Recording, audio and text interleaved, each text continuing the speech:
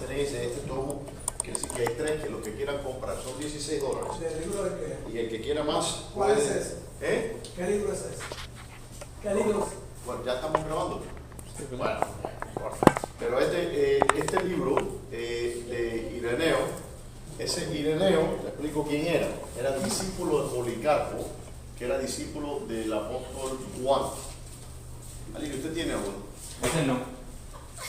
Ese no. Ah, ¿qué usted dice que usted tiene uno? Claro que sí. Tengo los padres, pero no tengo el de Irineo. Bueno, ya la hermana había levantado la mano, así que le doy. Ok. $16. Ese libro, ese señor fue ordenado como. No, pero ahora no, hermano, estamos en la. Me lo dan después. Solo le después. ¿Eh? No. ¿Quién más quiere? Levanten la mano, Alirio, tome nota. Este es otro. Este es. Aquí tienen obras de varios de los, por ejemplo, Bernabé, el discípulo de Pablo, que escribió una carta. Lo mismo, él lo sale $16. Solo el uno, la hermana me lo pidió primero. Pero, agarra hermana, miren, ella fue la que tomó el único que había. La hermana de la discordia, no es posible. Bueno, le digo, los que estén interesados, y a mí yo quiero que ustedes lean, hermanos, buena literatura. Estos por ejemplo, Ireneo, como le digo, fue un discípulo de lo que se llama padres apostólicos. Él fue ordenado como pastor por nada más y nada menos que el apóstol Pablo y el apóstol Pedro. Así que le estamos hablando de la cosa seria. Y entonces, bueno, los que estén interesados, tomen los nombres después, hermano. Vamos a comenzar con Romanos. La hermana Mariana seguro que va a querer 2 también. Tomen el nombre de los que estén interesados al libro después de la iglesia, no se vayan. Y yo les ordeno más de estos libros, sí. ¿Pero este es un diferente o el mismo? Ese es diferente, hay dos. Ese es un tomo que se llama Contra las herejías. ¿Cuál usted quiere? El libro. The Little One, ok. Los padres apostólicos, yo lo consigo. Pero anote después con los hermanos, porque a mí se me olvida. Este libro es muy escaso. Yo le puedo dar en 18. Me gusta cómo piensa el hermano. Volvamos entonces, nos quedamos en Romanos capítulo, disculpen a los que nos están viendo por medio de Facebook. Dice que todo hágase con orden. Obviamente en esta iglesia tenemos mucho que mejorar. Nos quedamos en el 18, ¿no? Habíamos hablado, lo último que habíamos hablado, como una pequeña clase de física, hablando de lo que es el argumento Calam, o el argumento cosmológico. ¿Okay? Esto es importante que lo sepan porque los que están interesados en la apologética se usa ese argumento, que es el argumento cosmológico, ¿no? Aunque también está el argumento del ser o las 5 vías de Tomás de Aquino, etc. El punto es que es un argumento que establece que el hecho de que Dios existe, como dice, porque en el 19, lo que de Dios se conoce les es manifiesto, pues Dios se los manifestó, ¿no? Porque las cosas invisibles de Él, su eterno poder y deidad, se hacen claramente visibles desde la creación del mundo, siendo entendidas por medio de las cosas hechas, de modo que no tienen excusa. No tienen excusa. Yo le di aquella cita del gran filósofo Immanuel Kant en la edición de su crítica del razonamiento puro, del 1781. Él dice que 2 cosas nos señalan a la existencia de Dios, y dice: los cielos estrellados sobre nuestras cabezas y la ley moral dentro de nosotros. El hombre es un ser moral, y eso nos indica algo, el orden que está establecido en la naturaleza, las leyes newtonianas, las leyes planetarias que descubrió Kepler, que era cristiano, ¿no? La física cuántica, todas estas cosas que vemos que es el producto de una mente. Entonces es inexcusable el hombre. Es inexcusable el hombre. No puede decir Dios no existe. ¿Qué dice en el Salmo 53 y en el Salmo 14? Dice el necio en su corazón: no hay Dios. No, eso no dice el sabio en su corazón, el necio. Porque hay que ser necio para negar lo que es cuestión de sentido común. Aristóteles, que era un pagano, pero él menciona algo interesante en su creo que es en las metafísicas, donde él dice, si el arte de... Disculpe. No hace que me muera. ¿No hace calor aquí? ¿O soy yo? Sí, no hace calor. Ve, los jóvenes decimos que hay calor.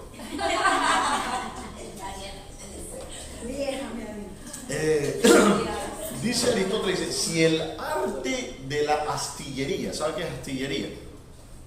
Astillería, ¿sabe qué es? Donde se trabaja la madera. A ver, ¿qué es? Las armas de militar. No, eso es artillería. Artillería. Si astillería viene de astilla, ¿verdad? Y la astillería es hacer barcos. Exacto. El arte de la astillería, cuando los barcos se hacen en los Astilleros. astilleros.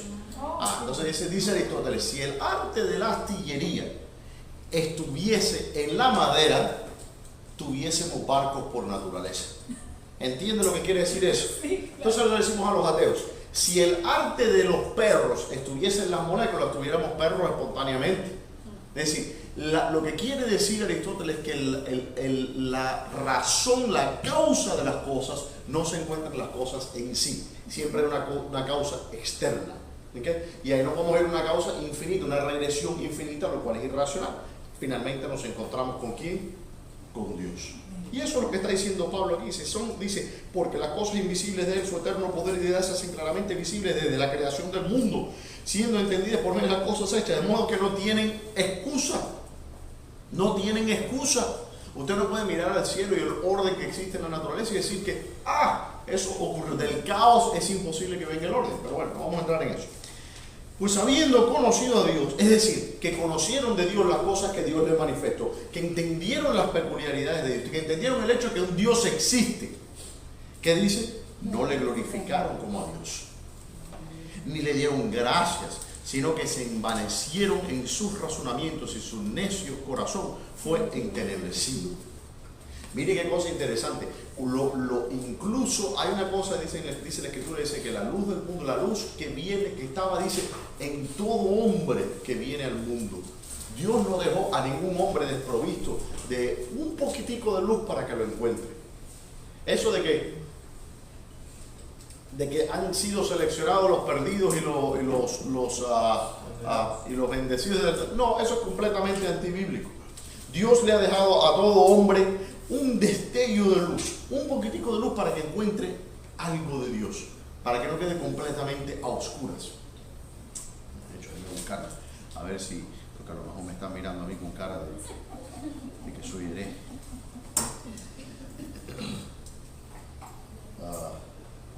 Dice el 9 en Juan, el Evangelio de Juan, capítulo 1, verso 9, dice, aquella luz verdadera que alumbra a todo hombre venía a este mundo. Fíjense, aquella luz verdadera que alumbra, que dice, a todo hombre en el mundo estaba. Entonces tenemos aquí, de hecho, Justino Mártir, un personaje que está mencionado en el libro ese que usted compró, hermana. Justino Mártir, que fue un filósofo cristiano, el fundador de la primera escuela de filosofía cristiana en Roma, que fue martirizado en el Coliseo en el año 165. Estamos hablando de un hombre bastante temprano. Él habla en una de sus apologías, creo que la primera apología, él menciona precisamente eso, que hay un logos, que hay una luz de la razón en todo ser humano que viene a este planeta. Me acuerdo que el pastor Nicolás una vez predicó un mensaje que se llama El Cristo Inevitable. Todo hombre, Dios siempre deja un camino. El apóstol Pablo dice que Él no está lejos de ninguno de nosotros. Amén. Dios está cercano a todo aquel que le busque, lo cual hace al hombre verdaderamente inexcusable. Se envanecieron en sus razonamientos y su necio corazón fue entenebrecido. ¿Por qué? Porque esto fue una decisión que ellos tomaron. Ellos entendieron a Dios, ellos vieron al orden y dijeron, pero no podemos aceptar eso. Como yo le di el caso la semana pasada del físico Hoyle. ¿Se acuerdan de Hoyle que le dije? Que él dijo que él murió a pesar de que la evidencia era contundente que el universo había tenido un comienzo. Dijo, no. Y ahí murió. ¿Y qué hicieron entonces los paganos? Cambiaron la gloria del Dios incorruptible en semejanza de imagen de hombre corruptible, de ave, de cuadrúpedos, de reptiles, de toda una serie de cosas. Es decir, el paganismo. Aquí viene el origen del paganismo. Dios crea en el principio, hay una frase muy famosa de Voltaire, dice, Dios creó en el principio al hombre a su imagen y después el hombre le devolvió el favor. ¿Entienden lo que significa? Después el hombre creó a Dios a su imagen. Y eso es lo que es el paganismo. El paganismo crea a Dios a la imagen nuestra. Y no se crean que esto es una cuestión del mundo antiguo. El paganismo está muy vigente en nuestros tiempos. Y el paganismo hoy se disfraza del nombre de cristiandad y de evangelio. El mal uso de los textos bíblicos. Cuando hay una persona que dice, ay, yo voy a lograr esto, voy a lograr todas mis metas y voy a lograr todos mis sueños porque todo lo puedo en Cristo que me da la fuerza. Eso no es lo que está diciendo ese versículo. Tú sacaste un versículo así de su contexto y dices, ¿de qué está hablando eso? Está hablando de la victoria sobre el pecado, de lograr la santidad. Eso es lo que dice, todo lo puedo en Cristo que me da la fuerza. No dice que Dios te va a dar la fuerza para que tengas dinero para comprarte un Lamborghini. No está hablando de eso. Y no estoy diciendo que Dios no dé esa bendición. Ojo, si aumenta la riqueza y se no pongas tu corazón en ella. Pero no puedes sacar versículos y ajustarlos a tu narcisismo personal. Eso es paganismo e idolatría. Y eso es hermanos, es una plaga en la iglesia cristiana evangélica moderna, donde se ha vuelto simplemente es una sesión de terapia masiva, ¿no? Usted va allí para que le den ánimo, ¿no? Y queremos ser animados y queremos que nos digan lo buenos que somos y voy a declarar este versículo y nos ponen los versículos, los mimes de los versículos, ¿no? Adornados con todas estas cosas y una imagen positiva detrás de que tú sí lo puedes y todas estas cosas. Léase el capítulo, trozo de Aragán. Si usted le dice eso, lectura bíblica, eso no es una lectura bíblica. Leerse pedacitos o mandarse cositas con corazoncitos y cosas. Léase la Biblia para que entienda después de lo que está hablando el Señor. Porque ¿sabe quién saca los versículos del contexto? Dice en la Escritura que si te lanzares de este promontorio del templo, dice, mandarás Jehová a los sus ángeles y tu pie no tocará. ¿Quién hizo eso? ¿Quién sacó ese versículo? Satanás. Dice el Señor que si tú ordenares estas piedras que se conviertan en pan. Satanás. Cuidado con los versículos que a veces pasan muy bien. Ay, qué lindo, me compartieron este versículo. El diablo también está en el negocio de estar compartiendo versículos, hermano. Se lo estoy diciendo por cuidado de su alma. Cuando alguien le manda un versículo, léase el capítulo. Porque le va a mandar el versículo, le garantizo 90% de las veces fuera del contexto. Okay. Estaba un muchacho en el Instagram que estaba en el gimnasio y levantó 315 en el bench press y puso el versículo, todo lo puedo en Cristo que me da la fuerza. Y es una blasfemia. ¿Usted piensa que Cristo murió en la cruz para que tú pudieras levantar 315 libras en el gimnasio? Eso es lo que me quiere decir. Bueno, pónganse a analizar a lo que estamos usando, desacrando la palabra de Dios. Cuidado con eso, hermano. Y después, no, yo soy creyente, yo creo. Agustín dijo que cuando nosotros cambiamos el evangelio para nuestro gusto, y si no es el evangelio lo que creemos, sino a nosotros mismos. Nosotros torcemos la escritura y no leemos los versículos que se aplican, que nos dan esos versículos, no los leemos, son negativos. Una de las cosas que los cristianos del antiguo, de los primeros siglos, estas personas que escribieron esos libros, nunca decían, la teología de Pablo, o Pablo tal y tal cosa. Hablan del apóstol Pablo, pero es la palabra de Dios, el Espíritu Santo. No, porque Pablo no enseñaba nada. El Espíritu Santo, por medio de Pablo, enseñaba tal y tal cosa. Eso es palabra de Dios, no se nos puede olvidar eso. Bien, no me siguen dando cuerda porque, bueno, yo mismo me doy la cuerda. Después me subo en el púlpito, ¿no? Rasgar los vestidos, ¿no? Y dice, cambia. ¿Y qué pasó? Nótese algo interesante. ¿Qué fue lo que hizo el mundo pagano? El mundo pagano cambió, ¿qué cosa? La imagen de Dios. Muy importante. Porque ¿qué ocurre cuando usted distorsiona el objeto del cual usted es una imagen? Nosotros somos una reflexión de Dios, una imagen de Dios, ¿cierto? Usted ha ido a las ferias. Yo me acuerdo antiguamente cuando yo era teenager, no había feria en Miami que viniera, que yo no estaba subido ahí en todos los roller coasters y todavía, si veo una feria, para allá me voy todavía. Entonces, usted no ha visto cuando pasaba que había los espejos esos que cambiaban, que usted se veía más gordo, más flaco, entonces, cuando usted distorsiona el objeto que lo refleja su imagen va a estar distorsionada. Si nosotros somos imagen de Dios y si nosotros distorsionamos el concepto de lo que Dios es dentro de la cultura, si nosotros redefinimos lo que Dios es, ¿qué cree que va a pasar con el concepto que el ser humano tiene de sí mismo? Va a distorsionarse también porque somos una imagen de Dios y eso es lo que vemos en nuestra sociedad. ¿Cuántas veces usted lo ha escuchado decir Dios es amor? Y con eso quiero decir que no se me puede juzgar ni criticar por mi pecado. Porque Dios es amor. Como diciendo, con eso quiere decir que Dios lo tolera todo, hasta incluso lo intolerante. ¿Cierto o no? Dios es amor. ¿Pero qué significa que Dios es amor? No vamos a entrar en esos detalles, pero Dios es amor porque el amor es el Espíritu Santo, es el vínculo entre Padre, Hijo y Espíritu Santo. ¿No? Eso es el amor. Y el Dios ha existido siempre porque Dios es amor. Pero para Dios poder amar y amar correctamente tiene que haber también justicia. ¿Verdad? Y santidad. Obviamente, y santidad. Entonces, cuando yo digo a mis hijos, por ejemplo, si yo le digo a mi hijo que yo los amo, pero yo permito, por ejemplo, que el grande le dé un buen horrocón a la pequeña y le quite lo que está haciendo y dice, bueno, no, yo soy amor, no voy a castigar, porque Dios no castiga, porque el pecado no existe. Eso no es amor. Eso no es amor. Los padres, ¿qué hacen con sus hijos? Los corrigen. ¿Por qué? Porque los aman. Los padres no le dan un cartucho de caramelos a pesar de que es lo que quiere el hijo. Entonces, ¿qué es lo que es amor?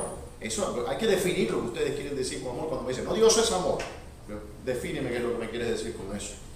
Porque cuando el apóstol Pedro dice que Dios es amor, ese mismo apóstol Pedro en la misma carta nos está diciendo qué cosa, de que el Señor cuando regrese dice, los elementos mismos serán fundidos y va a haber un juicio y una... Entonces, ¿qué es lo que me estás queriendo decir con amor? Pero ¿qué pasa? El mundo redefine lo que Dios es. Y entonces, ¿qué pasa? Por consecuencia, la imagen de lo que el hombre es se corrompe. Y eso es lo que vemos en nuestros tiempos. Porque ellos corrompieron la imagen de Dios. Entonces, ¿qué pasa? Dice, cambiaron la semejanza de Dios incorruptible en semejanza de imagen de hombre incorruptible, de aves, de cuadrúpedos, de cerdo. Por lo cual también Dios los entregó, que dice, a la inmundicia en la concupiscencia de sus corazones. De modo que deshonraron entre sí sus propios cuerpos, ya que cambiaron la verdad de Dios por la mentira, honrando y dando culto a las criaturas antes que al Creador, el cual es bendito por los siglos. Amén. Por esto Dios los entregó a pasiones vergonzosas, pues aún sus mujeres cambiaron el uso natural por el que es contra naturaleza. Y de igual modo también los hombres, dejando el uso natural de la mujer, se encendieron en sus lascivias unos con otros, cometiendo hechos vergonzosos, hombres con hombres, y recibiendo en sí mismos la retribución debida a su extravío. ¿Qué es lo que pasó? Ellos corrompieron la imagen de Dios, por tanto Dios los abandona. ¿Y qué ocurre? Entonces la imagen de lo que ellos son en sí también se corrompe. Y entonces el hombre empieza a actuar de una manera que es en contra de la naturaleza. Todos los pecados son iguales delante de los ojos de Dios, pero no todos los pecados tienen el mismo peso moral. ¿No? Por ejemplo, decir una mentira para salir del peso es abominable delante de los ojos del Señor. Pero moralmente, decir una mentira no es tan horrendo como ser un asesino en serie. ¿No? Aquí de hecho, cuando habla de la antropología y de lo que es el pecado, nos da los teólogos en general, no solamente aquí, pero los teólogos nos hablan de las diferentes categorías de los pesos morales que tienen los pecados, ¿no? Y hay una categoría que es, en cuanto a lo moral, los pecados más graves son los pecados que son contra naturaleza. ¿Ok? Hay pecados, por ejemplo, si un hombre comete un asesinato y mata a alguien, eso no es un pecado que es en contra de la naturaleza, no está atentando en contra de su naturaleza. Está pecando gravemente, es un pecado espantoso. Pero el pecado más grande es el pecado que va en contra de la naturaleza de lo que uno es. Porque es una negación del ser. Se acerca acá, todo pecado nos aleja, es una negación del ser que Dios nos creó. Pero los pecados contra la naturaleza se acercan cada vez más, es una afrenta más grande a la esencia del ser en sí. Y de los pecados contra la naturaleza, obviamente nos encontramos con el pecado del homosexualismo, que lo encontramos aquí, y el pecado más bajo, hay un pecado aún más bajo que ese, aunque usted no lo pueda creer, y es lo que se llama el bestialismo, que es cuando los seres humanos tienen relaciones sexuales con animales. ¿Ok? Bien. Entonces vemos que el resultado, ¿por qué resulta eso? Eso resulta por causa de que el hombre pervirtió la imagen de Dios. Eso está ocurriendo. Sí, hermano. Pastor, una pregunta. Yo sé que esto se aplica hoy en día para todos nosotros, pero esto fue algo que el pueblo de Israel también practicó, que se echaba hombre con hombre, mujer con mujer, cuando se abrió la tierra y se los tragó. Esto viene desde mucho tiempo atrás. ¿Esto cómo se aplica entonces a nosotros? Es decir, lo que Pablo está haciendo aquí en el argumento, no vamos a perder nunca la visión de, recuerden, hay unos principios hermenéuticos para nosotros poder interpretar la carta de Pablo. Primeramente, ¿a quién? ¿Por qué? ¿Cuándo? Me acordé de la canción. Dime cuándo, cómo y dónde. ¿Okay? ¿Y por qué razón? Le está escribiendo eso a los cristianos. Habían cristianos judíos que decían nosotros los judíos somos los porque y los gentiles dicen que ustedes están hablando de ustedes, entonces cada 10 años Dios tenía que mandar un juicio porque ustedes se rebelaban en contra del Señor, ¿no? Entonces ese era el conflicto que estaba haciendo. Entonces ahora Pablo está diciendo primeramente a los paganos, ¿no? A los gentiles. ¿Por qué? Porque los gentiles se habían llenado su cabeza creyendo que ellos eran muy sabios, ¿no? Y dice qué cosa comienza y dice se envanecieron en sus razonamientos y su necio corazón fue entenebrecido. Profesando ser sabios hicieron qué cosa. Y ahí está describiendo en el mundo pagano. Ahora, los judíos cometieron esos mismos pecados cuando ellos empezaron a mezclarse, que el Señor les dijo claramente, con las naciones paganas, ¿ok? Y eso es una enseñanza para nosotros los creyentes, en el sentido de que nosotros no podemos estar de amiguitos jugando, agarrándonos las manitos con el mundo y pensando que no nos va a influir. Eso es imposible, es imposible, ¿no? Que eso ocurra, que una persona no tenga una relación con alguien que es perdido y que eso no le influya. Estoy hablando de una intimidad, una amistad. No estoy hablando ahora que no vamos a hablarle más a nuestros familiares, que nosotros no estamos hablando de eso, ¿no? Como algunas sectas practican ese tipo de cosas. No estamos hablando, tenemos que serle la luz del mundo a las personas en nuestro trabajo, etc. Pero lo que estoy hablando es cuando uno tiene una comunión, ¿okay? Con alguien que es del mundo, eventualmente va a influir en la forma en que pensamos. Y eso lo hemos visto todo. No tengo que ni sacarle ejemplos. ¿Cuántas veces usted no lo ha visto? Con el yugo desigual. ¿Qué dice 1 Corintios 15:33? Dice, las malas conversaciones corrompen las buenas costumbres, ¿no? Entonces eso viene de eso. Pero aquí el argumento que está haciendo Pablo primeramente dice, ustedes los gentiles esténse quietos, porque ustedes profesando ser sabios comenzaron a tolerar todo tipo de cosas, ¿no? De hecho había, para no entrar en detalle, pero por ejemplo había en el concepto de la educación griega, había una cosa que se llamaba la pedagogia, porque peda es niño y gogia es enseñanza. Y ellos le entregaban a los niños cuando entraban en la edad prepubescente, se dice en español, prepubescente, ¿no? Preadolescente. Le entregaban a los hijos, a la familia, a un hombre, ¿okay? Para que ese hombre iniciara al niño en diferentes aspectos, si me entiende lo que le quiero decir, de ser hombre. Y eso estaba aceptado completamente por la sociedad griega de esos entonces.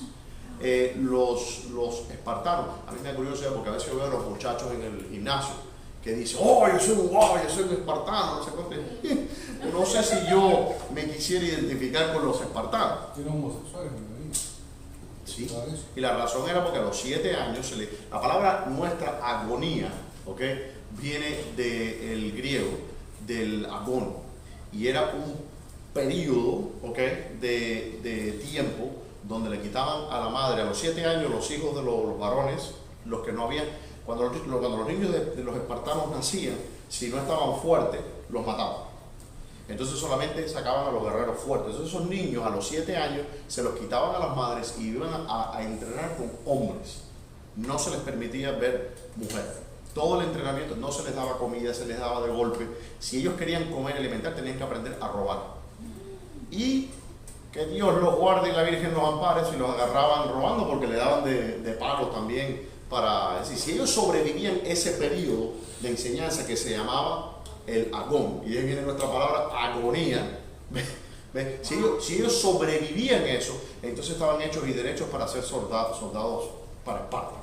Pero lo interesante es que esos niños nunca habían visto una mujer. Y sus primeras relaciones fueron hombres con hombres. Y tanto era así que las muchachas, porque también tenían que casarse, obviamente había que producir nuevos espartanos. A las muchachas cuando se les presentaba, los matrimonios eran arreglados, se dice, tú te vas a casar con fulanita de tal, a la muchacha le afeitaban la cabeza y le ponían un vestido de muchacho, ¿ya? Para animarlos, me imagino, pero no conocían. ¿Ya? Entonces, estamos viendo, esas son las decadencias ¿cómo se llama? Del mundo antiguo. Déjeme decirle, hermano, cuando nosotros vemos la escritura que dice que el Señor ató a Satanás, lo que pasa es que muchos de nosotros no estamos ilustrados en lo que era la historia y en lo que era el mundo antiguo y las decadencias de Roma. Nosotros nos horrorizamos con lo que está pasando hoy día. Si nosotros estuviéramos en el primer siglo en Roma, la perversión era una cosa espantosa. Los juegos gladiadores y todo aquel tipo de cosas. Entonces, miren, incluso los monjes, cuando tradujeron la Ilíada, otro ejemplo, Patroclo era el amigo, lo describe como que era primo de Aquiles. ¿Se acuerdan de la historia de la Ilíada? ¿No? Y él lo describe como, y en realidad no, era su amante. Aquiles era el amante de Patroclo. Lo que pasa es que los monjes estaban tan horrorizados que tradujeron como, en vez de amante, lo tradujeron como primo. Bueno, ¿contesta eso su pregunta? Es interesante, pues todo esto ha pasado la palabra de Dios nos dice muchas cosas acerca de esto y es relevante todo esto. Se está repitiendo, estamos viendo lo mismo. Es decir, mientras el mundo, recuerda que Satanás es atado, cayó el panteón de los dioses, cayeron las prácticas inmorales de los paganos, del mundo pagano. ¿Okay? Finalmente un emperador cristiano cerró los juegos gladiadores, fueron prohibidos en todo el imperio. Es decir, poco a poco fue cayendo todo lo que era la cultura del paganismo. Eso lo estudiamos en el libro de Apocalipsis, el dragón cuando cae arrastra las estrellas. ¿Se acuerdan todo eso? Cambió, dice, los cielos fueron rodeados, desapareció aquel sistema de cosas y fue reemplazado por un mundo judeo-cristiano. ¿No? Un mundo en el cual las ideas de la Biblia habían influido los últimos 1500 años de la historia, hasta nuestros tiempos incluso, fueron una fuerza mitigante. La iglesia era una fuerza que paralizó el poder de los demonios, ¿no? El mundo antiguo era brutal. Lo que pasa es que nosotros vemos una versión por eso yo les comento todas estas cosas, para que ustedes sepan, cuando ustedes se leen los materiales de los antiguos, ustedes ven otra imagen diferente de lo que les presenta Hollywood, en una imagen depurada, ¿no?, de lo que era la antigüedad. Pero era espantoso lo que había. Los abortos, se mataban a los niños, y estamos hablando de mataban a los niños después de haber nacido sin inconveniente, y no era un crimen, eso ocurría. Es decir, no quiero entrar en todos los detalles porque es espantoso, ¿no? Había lugares de burdeles, ¿no?, que se llaman los lupidarios, ¿okay? De hecho, una cosa curiosa, pequeño paréntesis, la historia de la fundación de Roma en sí dice que fueron Rómulo y Rómulo, ¿no?, los fundadores de Roma, que ellos se habían quedado huérfanos y los había alimentado una loba. ¿Ves? Pero el problema es que la traducción, algunas dicen que fue una prostituta, pero el problema es que el nombre con que se le decía prostituta a las mujeres prostitutas o prostitutos, porque habían también de los dos, en Roma era lupus. Una lupa, una loba, era un eufemismo, era un nombre que se le daba a las prostitutas. Y entonces los prostíbulos, los burdeles, se les llamaba lupidario, ¿ves?, con el nombre de loba. Y entonces lo que le enseña ahí, que incluso en la fundación de Roma, es ¿qué cosa? Una ramera. Entonces así en la escritura cuando dice la madre, una ramera, la madre de las fornicaciones del mundo. Y eso es lo que enseñó, ese fue el legado de la Roma pagana, que el Señor Jesucristo cuando vino, que Satanás es atado, todas esas fuerzas demoníacas que están destruyendo la sociedad, estuvieron como que retenidas hasta nuestros tiempos, donde estamos viendo que nuevamente todas estas cosas están teniendo una aceptación. Se empieza con la tolerancia, con la aceptación, con aceptamos este poquito, aceptamos. Cuando usted viene a ver, ya tiene al primer siglo de Roma instaurado aquí en nuestros tiempos. Ok. ¿Qué dice? Como ellos no aprobaron tener en cuenta a Dios, Dios los entregó a una mente reprobada para hacer cosas que no convienen. Aquí viene lo que es el endurecimiento del corazón de Dios. Muchas personas malinterpretan lo que significa el endurecimiento de Dios. Esa definición es lo que vemos cuando Dios se refiere que endureció el corazón, es decir, que Dios los abandonó. Que cuando es como que un padre que le dice, aconseja al hijo, el hijo sigue tan tosudo que quiere hacer lo que, hasta que el padre dice, haz lo que tú quieras. Y el hijo va a completa destrucción. Esto fue lo que pasó aquí, pero pasó a un nivel global, a un nivel de todas las naciones. No quisieron a Dios, ellos rechazaron a Dios. ¿Y de qué forma? No fue que se reunieron y dijeron, no, rechazamos a Dios, no. En su forma, en su modus vivendi, en sus instituciones, en la vida familiar, etc. Rechazaron a Dios. Dicen, por tanto, dice, Dios los entregó a una mente reprobada. No dice que Dios creó, que Dios los reprobó o que Dios les puso una mente reprobada. Dice que Dios los entregó. ¿A qué? A la mente reprobada que ellos tenían. Para hacer cosas que no convienen. Estando atestados de toda injusticia, fornicación, perversidad, avaricia, maldad, llenos de envidias, homicidios, contiendas, engaños y malignidad, murmuradores, detractores, aborrecedores de Dios, injuriosos, soberbios, altivos, inventores de males, desobedientes a los padres, necios, desleales, sin afecto natural, implacables, sin misericordia, quienes habiendo entendido que el juicio de Dios, que los que practican tales cosas son dignos de muerte, no solo las hacen, sino que también se complacen con los que las practican. Dígame si esto no es el mundo moderno. Ellos saben lo que la cristiandad enseña. Ellos saben lo que ha enseñado, lo que son los buenos principios morales, etc. No les importa. Y van y hacen lo que quieren. Entonces, lo que está describiendo Pablo es básicamente aquí está diciendo, aquí no hay ninguno excusable. Los gentiles no tienen absolutamente nada de qué gloriarse, ni los judíos tampoco. Entonces, miren, aquí viene, primero ya tiró, le agarró con una cimitarra y le cortó la cabeza a los gentiles, dialécticamente. Ahora viene y dirige su atención a la comunidad sefardí y dice, por lo cual eres inexcusable, oh hombre, quien quiera que seas tú que juzgas, porque en lo que juzgas a otro te condenas a ti mismo, pues tú que juzgas haces lo mismo. Mas sabemos que el juicio de Dios contra los que practican tales cosas es según verdad. Y piensas esto, oh hombre, tú que juzgas a los que tal hacen y haces lo mismo, que escaparás el juicio de Dios, o menosprecias las riquezas de su benignidad, paciencia y longanimidad, ignorando que su benignidad te guían al arrepentimiento. Mire qué cosa, a veces el mundo dice, Dios no viene. Dios, como le decían aquellos detractores en la carta a Pedro, dice, las cosas como son ahora, bueno, como fueron desde el principio, nada cambia. Aquellos que tienen por tardanza la venida del Señor. Incluso los cristianos. A veces los cristianos, bueno, sí, pero el Señor no viene, ¿no?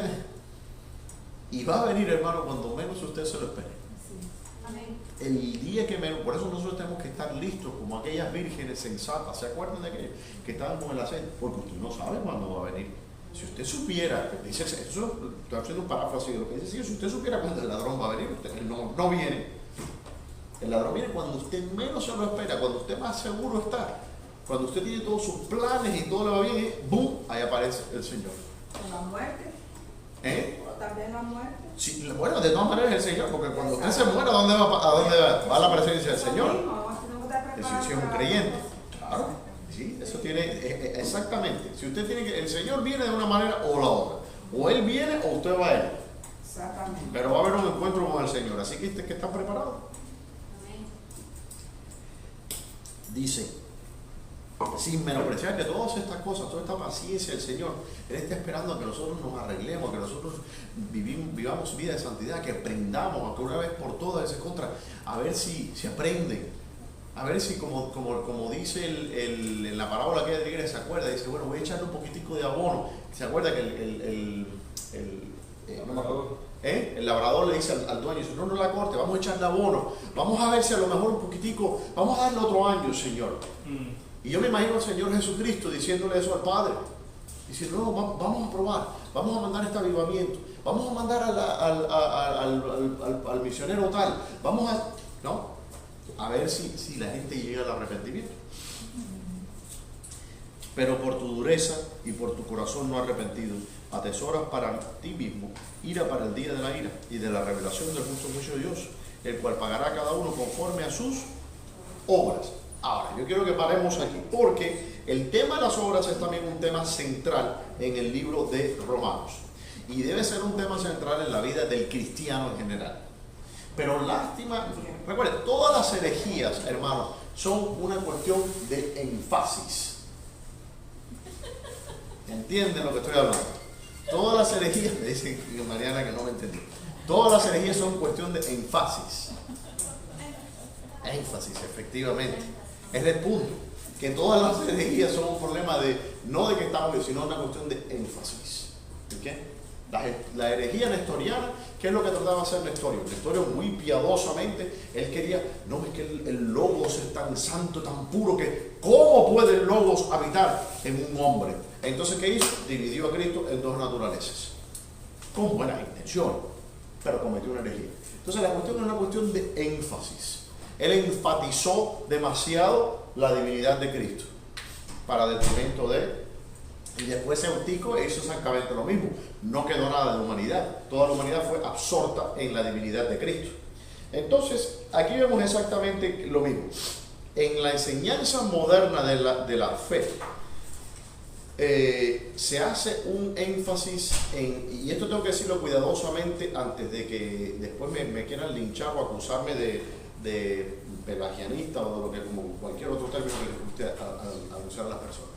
No somos salvos por obras. Bueno, técnicamente somos salvos por obra, por la obra de nuestro Señor Jesucristo. Entonces sí somos salvos por obra, no por mis obras, debo decir. No soy salvo por mis obras, pero sí soy salvo para obras.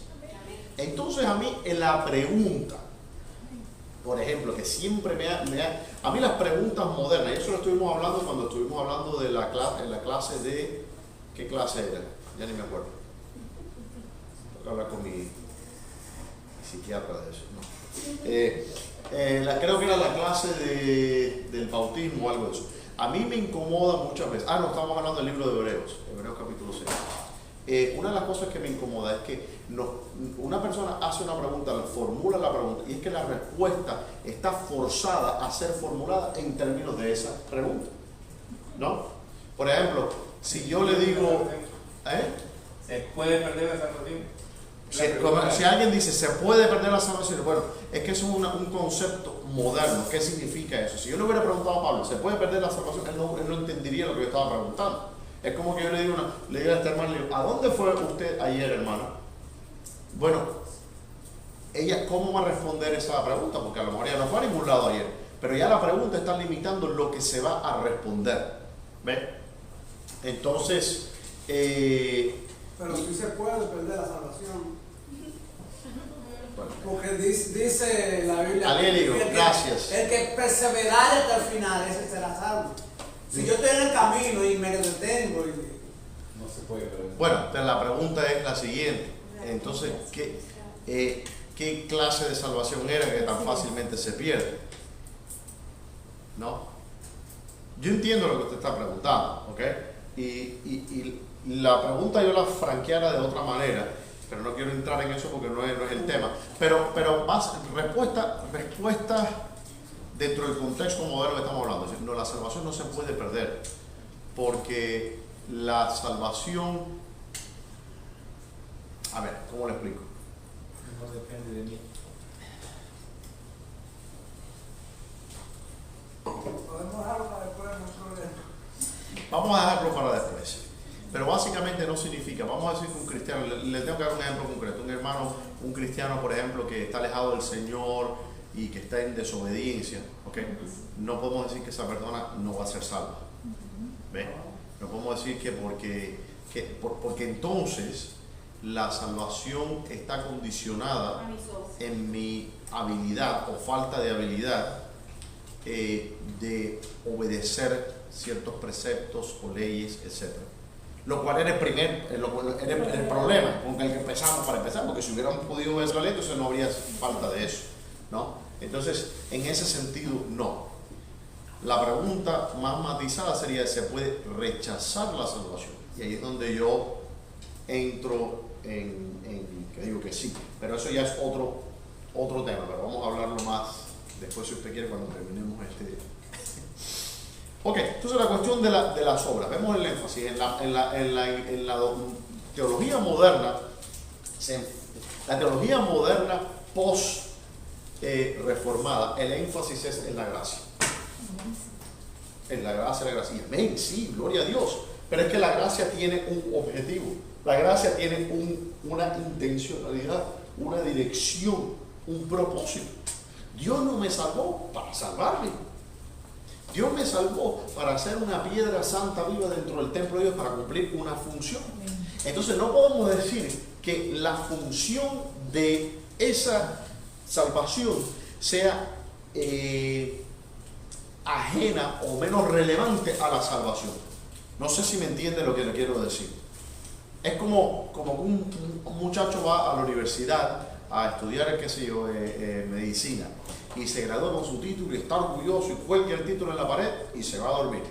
Es que decir, no podemos evitar decir, ok, este título, ahora eres doctor, ok, no podemos separar eso de la práctica de medicina por la cual fue hecho doctor, ¿entiendes? Pero en la forma en que se propone la cristiandad hoy día, en la modernidad, es precisamente, somos salvos por gracia, ay, amén, y ahí nos quedamos. ¿Pero para qué? Para buenas obras. Para buenas obras, las cuales Dios preparó desde antes de la fundación del mundo para que nos ocupásemos en ella. Dice, ocupaos en vuestra salvación con temor y temblor. Nótese que no dice ocupaos para vuestra salvación, dice ocupaos en, porque ya fuisteis salvos, ya estás salvo. Ahora, ocúpate en las obras que tienes que hacer. Y yo me siento muy incómodo cuando se presentan y dicen, bueno, ¿qué tienes que hacer para ser salvo? Dice, no tienes que hacer absolutamente nada. ¿Ok? Esa respuesta no aparece en la Biblia. Vamos a partir de ahí. Entonces dice, ¿qué tienes que hacer para ser salvo? Dice, no, absolutamente nada. Bueno, ciertamente sí tienes que hacer algo. Tienes que arrepentirte. Tienes que tener fe. Entonces eso es decir que no tienes que hacer nada, sí tienes que hacer. Pero eso se enseña y se ha vuelto como una verdad intocable en el mundo evangélico cristiano. Pero nadie me puede mostrar un ejemplo en la Escritura donde diga eso. De hecho, cuando le dijo el apóstol Pedro, le dice, ¿qué debemos hacer, varones galileos? ¿Qué debemos hacer después del discurso de Pedro? ¿Y qué le dijo el apóstol Pedro? Nada. No respondió eso.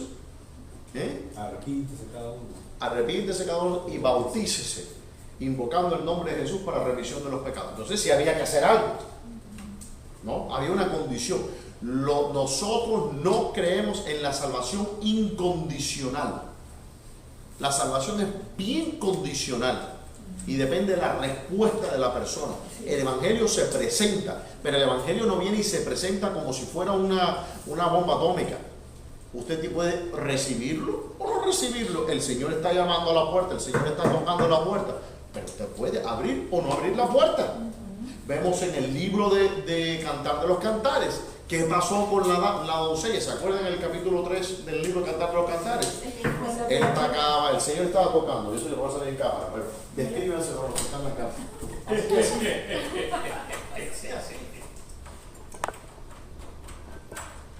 Dice que metía la mano por las celosías tratando el Señor. Es decir, el Señor estaba metiendo en el corazón de la persona y masajeando para que bombeara. Y no quisiera. Hasta que el Señor hace así y se va. Y cuando vienen y abren la puerta, dicen, el Señor no estaba. ¿Y qué le pasó a esa doncella? Salió como una loca por las calles. ¿Se acuerdan de lo que estoy hablando, hermano? Léanselo en la casa. Salió, ¿y qué pasó? Se le encontraron 3 o 4 bandoleros que le dieron de tundas de palo. Eran unos del Callao. Se encontró con una gente del Callao que dijo, ¿qué está haciendo acá, P? Y entonces le dieron de palo. ¿Y eso qué representa eso? Es el Israel.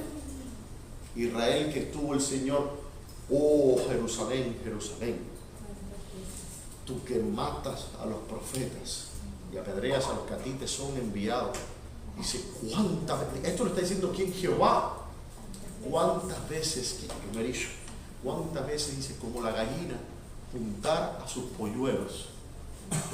Y no quisisteis. Entonces, decir que la salvación es incondicional, es decir, una vez más, no me gusta usar la palabra condicional o condicional, pero eso es un término teológico que está bien, se puede utilizar para facilitar la comunicación teológica, pero no aparece en la Escritura.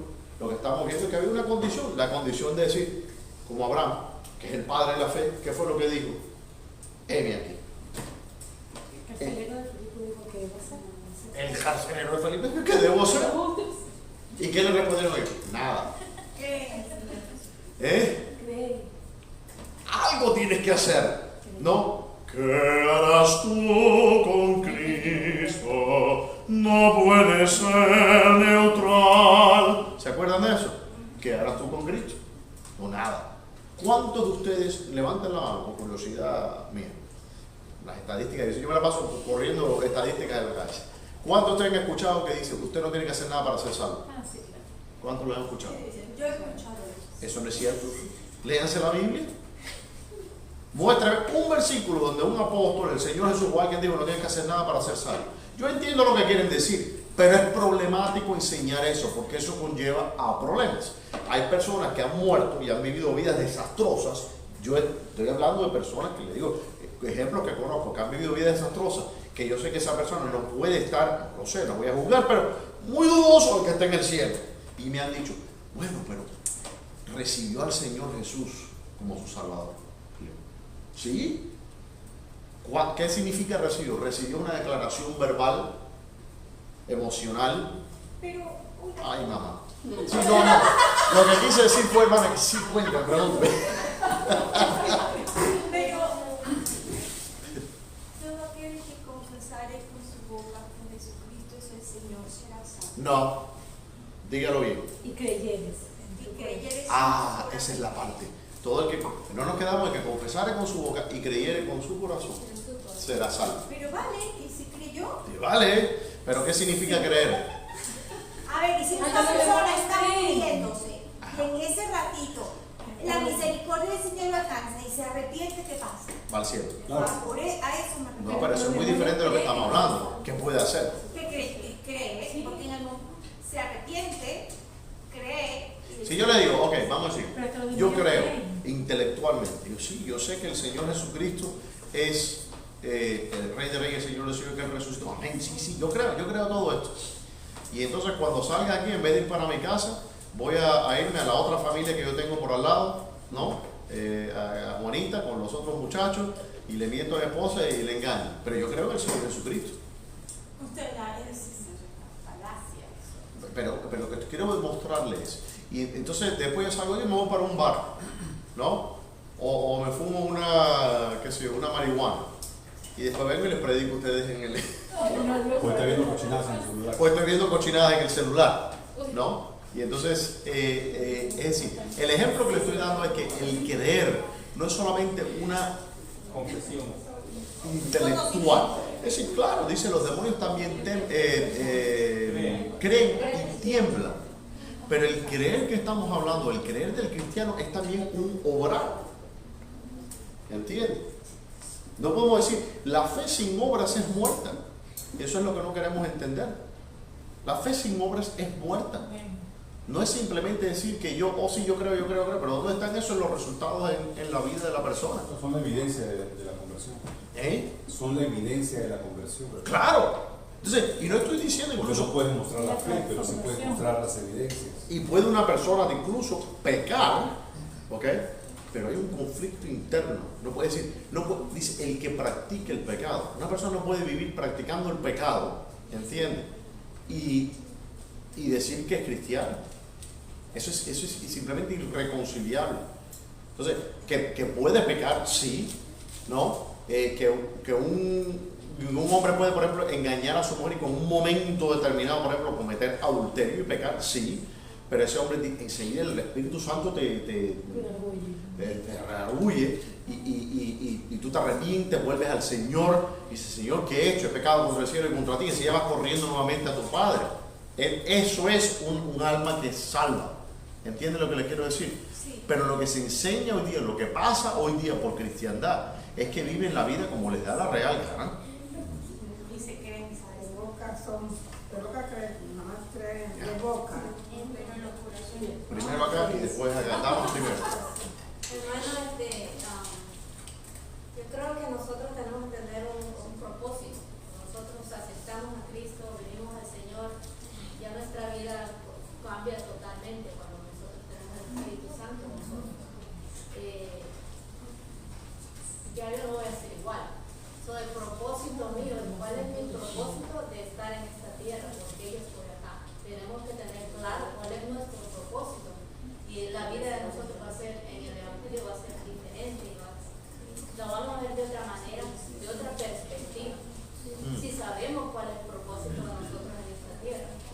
cual es llevar la palabra del Señor y alcanzar a otros que no conocen a Cristo. Ahora, con respecto a las obras, creo que también tiene que estar relacionada también como cuando nosotros aceptamos a Cristo, servimos a Dios, servimos a la iglesia y servimos a las personas que allá afuera que necesitan de nosotros. Porque yo no puedo decir venir aquí a la iglesia y, por ejemplo, saber de que alguien necesita ayuda y que yo puedo ayudarla y me hago el oído sordo o que ignorar aquella cosa. No puedo hacer eso. Por ejemplo, un día nosotros íbamos en la carretera, íbamos bien tarde para esa actividad que teníamos y vimos una señora con un niño en un carro que necesitaba ayuda y yo le dije a mi esposo, párate que necesitamos ayudar a esta señora, necesita ayuda. Y cuando yo llegué a mí me tocaba dar una clase y yo tuve que disculparse. Exacto. Entonces, yo le dije, esto fue lo que pasó. Y la señora, digo, yo voy a ir a la iglesia de ustedes. Digo, no por lo que ustedes han hecho, sino porque, digo, ustedes no tienen idea cuántas personas han pasado por acá y nadie se ha parado, todos me han ignorado. Entonces, lo que quiero decir con esto es que nosotros la fe, junto con las obras, como está diciendo usted, tiene que tener sentido lo que nosotros hacemos. No ser cristiano normalmente de boca, de labios. Y vemos que las obras la ven como, porque piensan que el concepto, obra católico, no es eso, es ser bíblico, que es lo que enseña la Escritura. El Señor mismo obró desde que cuando Él creó el universo, ¿qué hizo? Se puso a trabajar, hizo una obra, creó un universo de la nada, ¿no? Y el mismo Señor Jesús dice, mi Padre dice, Él trabaja, no para de trabajar el Señor. Entonces, Él nos llamó ¿para qué? Para que estemos ociosos y tengamos vidas ociosas. No, es decir, Él nos llamó para remangarte. Aquí hace falta, dice, la mies es mucha y los turistas son pocos, dijo el Señor, ¿no? Dice, los obreros, que es un obrero, hombre, a trabajar. Hermanos, yo creo que no sé, ¿sabes? Cuando usted dice que las obras cuentan, yo creo que las obras cuentan, como usted dijo, después de creer. Después. Yo creo que lo que aquí se está confundiendo un poco, creo yo, es, por ejemplo, nosotros como creyentes, cristianos creyentes redimidos por la sangre del Señor Jesucristo, una de las misiones principales es compartir el Evangelio con los perdidos. ¿Cierto? Y cuando yo digo compartir el Evangelio con los perdidos, es no dar una cátedra mosaica ni unas profundidades bíblicas, es acercarlos con el Señor, predicarles la palabra, compartir el Evangelio con ellos, para que ellos vengan al conocimiento de Cristo. ¿Sí? Ellos tienen que creer primero. Por eso a veces cuando se menciona el término de aceptar a Cristo, ahora está siendo atacado también. O sea, una gente tiene que aceptar a Cristo como Salvador, el Señor y Salvador. ¿Sí? No, yo no tengo problema. Los que atacan eso son los calvinistas, yo no. Y eso no es de nosotros decidir si Él creyó o no. Nosotros tenemos que compartir la palabra con Él. Punto. Si Él cree, amén. Sí, no, pero yo no creo que confundamos. Obviamente, mire, hermano, si le estamos hablando que el Señor, bueno, déjeme aclarar, matizar eso un poco. Le digo por qué. Dice el Señor que le pagará a cada uno conforme a sus obras. Una pregunta que le voy a hacer. ¿A quién se aplica eso? ¿A los cristianos? A todos. ¿Y a los incrédulos? También. También. Dios es justo. Lo que el hombre sembrare, eso segará. Ahora, eso se aplica universalmente a todos los seres humanos. Por ejemplo, una persona que va al infierno, un perdido que va al infierno, ¿no? Las obras que haya hecho mitigan el nivel de castigo que va a tener. No todos se van a cocinar al mismo nivel en el infierno. Hay personas que van a sufrir como Judas, como el mismo Satanás. Pero no todos van a tener el mismo nivel de sufrimiento. ¿Qué determina qué nivel de sufrimiento van a tener las personas? Las obras que hicieron. Y de la misma manera, no todos los que el Señor, a pesar de lo que dice Maduro, el Señor no es un comunista, ni el cielo es un comunismo. ¿Qué determina qué posición usted va a disfrutar eternamente? Sus obras. Entonces, cuando alguien me dice que las obras no son necesarias para la salvación, es decir, no, déjeme aclarar eso, no son necesarias para usted ser salvo, pero son necesarias para su salvación. Ahí está la diferencia. Yo no estoy diciendo, yo creo que las obras cuentan para el que pierde y para el salvo. Definitivamente yo estoy totalmente de acuerdo con eso. Pero el perdido, el que ahora está perdido, aunque sea una gente muy buena mundanamente y él hace buenas obras, hay gente muy buena, pero están perdidos.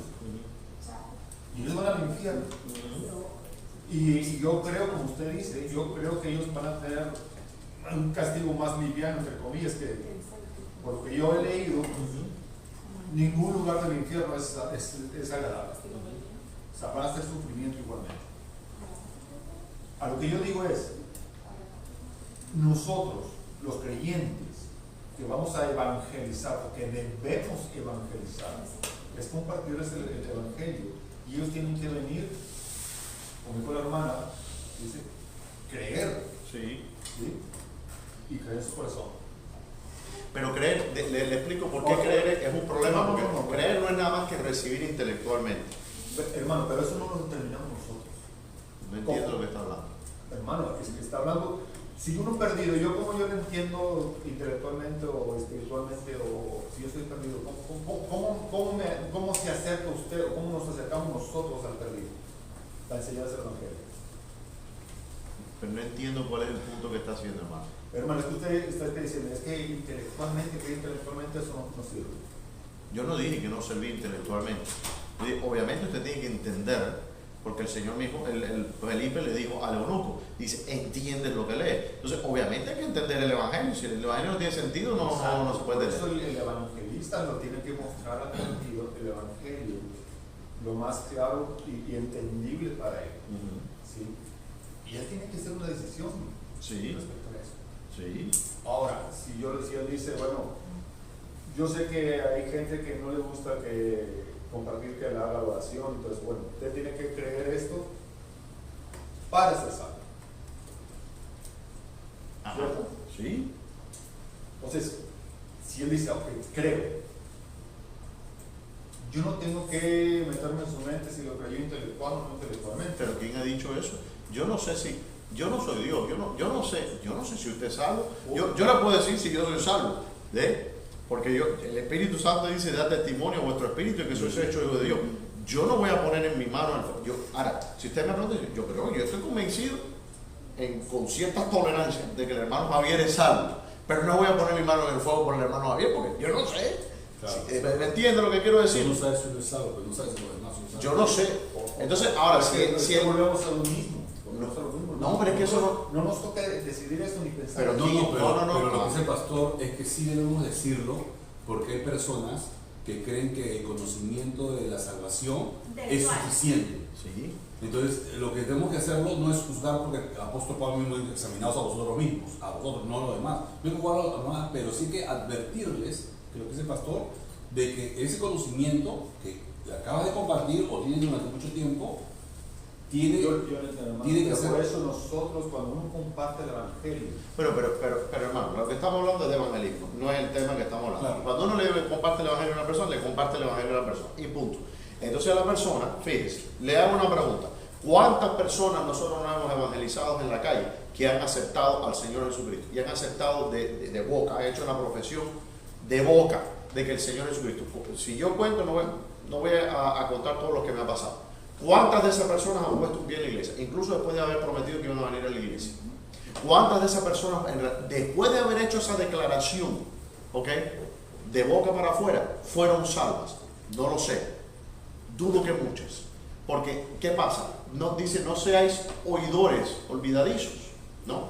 Entonces, lo que estamos hablando, yo le presento el Evangelio, yo no soy el Espíritu Santo para hacer la obra en ellos, ni para producir en ellos el querer comer, nada de eso.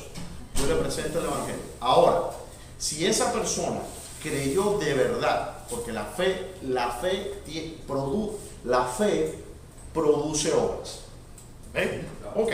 Entonces, si esa persona dice, sí, yo creo que eso, y después sigue su vida como si nada, es lo que yo quiero decir. Y eso se ha visto mucho desde los años 90, con ciertos movimientos, el evangelismo explosivo, que usted conoce todo eso, entonces que se empujó en aquellos tiempos. No sé si algunos sepan lo que estoy hablando. Uno venía, y venía después a presentar los reportes de la iglesia, fueron 500 almas fueron salvas. ¿Quién entre los ganadores de almas? Que entre los ganadores se empezaban a dar premios uno. Pero la iglesia siguen los mismos 50 miembros de hace 25 años. Lo que le quiero decir es que solamente porque una persona hizo una declaración, ¿okay? Como dice el Señor Jesucristo, dice, ¿quién hizo lo correcto? El hijo que le dijo, no me acuerdo bien cómo era la historia, pero el hijo le dijo, no lo voy a hacer. El mayor dijo que no iba a ir. Que no iba a ir. Y terminó yendo. El menor dijo que iba a ir y no fue. Y no fue. Y dice, ¿quién en realidad es el que hizo lo correcto? Probablemente el que lo hizo. Entonces, usted puede decir, sí, yo creo en el Señor Jesucristo, amén, y llorar, y yo puedo decir, Señor, entra en mi corazón todo eso, amén. Lo que pasa después de eso es la evidencia de si esto en realidad, si de verdad creyeron. Si creyeron, porque como le decía, el creer, ¿se acuerdan cuando yo le mencioné a Jordan Peterson que dice que la fe provoca una conducta, un hacer? No, Santiago lo dice en todo su Ya, yo sé lo que es, profesor, hermano. A ver, profesor, dígame. Augusto académico. No es simplemente los oidores de la palabra, son los hacedores. Claro, entonces no puede ser que la fe, ahora no estamos hablando, y obviamente eso nadie lo cree, es decir, somos salvos por las obras del Señor Jesucristo y por sus méritos. Pero las obras, sea usted un perdido o un salvo o lo que sea, cuentan, y cuentan bastante. Yo no quiero nada más estar en el cielo, yo quiero vivir en el penthouse. No, ¿qué penthouse? Yo quiero un residencial, como por lo menos 30 acres en el cielo, con mi vaquita, para yo hacer. Una morada. Yo quiero una morada, ¿no? Y para eso hay que trabajar. Y para eso hay que trabajar, ¿no? Había una canción que decía, dame una choza, no me importa, lo que quiero es una choza a la sombra del árbol de la vida. Yo no quiero una choza, yo no sé ustedes si se conforman con una choza. Yo quiero tener una casa digna en el cielo. ¿Cuántos quieren tener una mansión en el cielo? ¿Cuántos están trabajando para la mansión del cielo? ¿No? Eso es lo que quiero decir. Entonces, cuando uno le presenta el Evangelio, yo le presento el Evangelio. Oye, fulano, Juan Gómez, usted, disculpe si alguien se llama Juan Gómez, no sé, pero bueno, lo que el Espíritu habla. Juan Gómez, usted es un pecador. Si usted muere hoy y usted no tiene al sello del Espíritu Santo, usted irremisiblemente se va para el infierno eternamente. Ese es el Evangelio. Pero, ¿para qué? Claro, y así hay que decirle a la gente. Usted sabe, tiene la certeza de que usted va al cielo. Sí, ¿cómo sabe usted de eso? Porque nosotros creemos todo tipo de bobería. Y yo le digo a la gente eso. Mire que yo creía cada bobería. Le digo, pero ¿cree usted eso? ¿Tiene usted la seguridad? Entonces, ¿cómo llegamos a esa seguridad? La seguridad está en Cristo. No en mi habilidad, sino en Cristo. Y cuando yo me aferro al Señor Jesucristo, pues puedo descansar. Puedo descansar, ese es precisamente el descanso que nos trae la gracia. Pero no es para descansar, para seguir haciendo lo que estaba haciendo antes. A mí yo una enseñanza que a veces doy por las Navidades es que cuando los Reyes Magos vinieron a ofrecerle al Señor Jesucristo, después que tuvieron el encuentro con el Señor Jesucristo, dice que se fueron, por otro lado. ¿Se acuerdan? No se fueron por el mismo camino que habían venido. Cuando usted tiene un encuentro con el Señor Jesucristo, usted no puede venir por el mismo camino. No puede seguir el tipo que se toma las chelas los fines de semana, que le da golpe a la mujer, que está fumando, que... Sí, hermano. Fíjate que en 2 Corintios 5:17 dice, de modo que si alguno está en Cristo, nueva criatura es. Las cosas viejas pasaron, y todas son hechas nuevas. Ahora, los frutos, nosotros tenemos que dar frutos de un verdadero cristiano. No voy a dar manzanas si soy una pera. Claro. Entonces, allí es donde nosotros también nos identificamos como hijos de Dios. Por eso yo quiero, ya terminamos aquí porque ya nos pasamos 5 minutos, pero por eso dice, el cual pagará a cada uno según sus obras. Y le dejo el siguiente para que vayan masticándolo la semana que viene. Vida eterna a los que, perseverando en hacer el bien, buscan gloria y honra e inmortalidad, pero ira y enojo a los que son contenciosos y no obedecen a la verdad, sino que obedecen a la injusticia. Esto es para pensar y meditar. Vamos a orar. Padre Celestial, te damos gracias por este día, gracias por tu palabra.